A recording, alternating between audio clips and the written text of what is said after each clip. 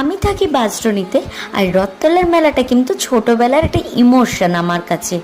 রথতলার মেলাতে যাব, গাছ কিনবো না, এটা কিন্তু হতেই পারে না।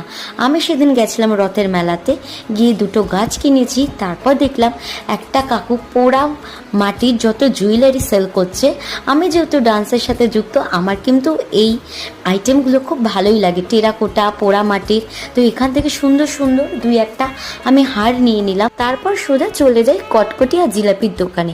আমার আবার কটকটি খেতে ভীষণ ভালো লাগে, আর আমার হবু উনি, যার সাথে আমি গেছিলাম মেলাতে, সেও এগুলো খেতে ভীষণ ভালোবাসে। তো দুজনে বাড়ির জন্য নিলাম, খেলাম, তারপর ঘুরতে ঘুরতে বাড়ি এলাম। আর আমি বিন্দাস শুভ, তোমাদের সাথে তো আমি প্রচুর ভিডিও শেয়ার করি। আমাকে ও আমার ভিডিও তোমাদের কেমন লাগে আমাকে কিন্তু অবশ্যই কমেন্ট করে জানিও। আর এই বছর কারা কারা এখন অবধি রথের মেলায় যেতে পারোনি তারা কিন্তু আমায় জানিও।